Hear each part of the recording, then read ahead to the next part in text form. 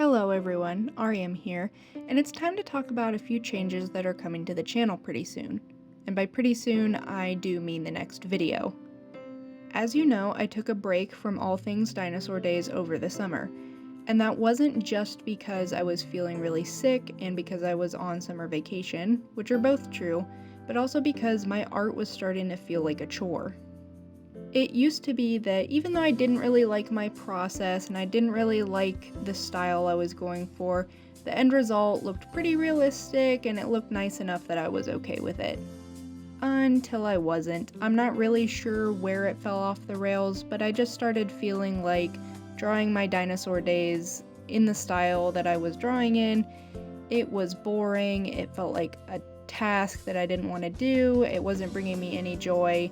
And that's not really what the whole series was supposed to be about. It was supposed to be about doing something I liked, talking about things I liked, and pushing my artistic boundaries. So during my hiatus over the summer, I decided to create a new style from scratch, essentially. I went into it with the only goal in mind being to shake things up completely. So I started drawing different content as well, and something that I like probably just about as much as dinosaurs is horses. I think their genetics are really cool. I think they're built really wonky.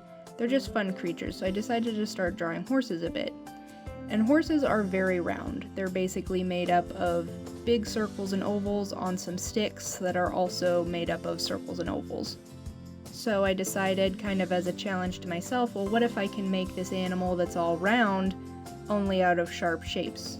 Only out of straight lines, essentially, as much as I could make it. Is there any way that could work? And it ended up being a lot of fun and kind of looked almost like a comic book, and I really liked that. So over the summer, I drew and drew and drew so many horses, like an obscene amount of horses. And then I got bored again. But I wasn't bored of the style, I was just bored of drawing horses. So I decided to expand and see if the art style worked with anything else. And it does, and it was really exciting. The Big Cat series I did for myself was one of my favorites. Now that I'm back on campus, I have a space to myself and I can record audio without bothering anyone, and it was finally time to decide if I was going to pick Dinosaur Days back up in this new style. But there was one big question on my mind. Would this new style work on dinosaurs? And for the answer to that, I guess you'll have to wait until the next episode of Dinosaur Days, where things are going to be looking a lot different.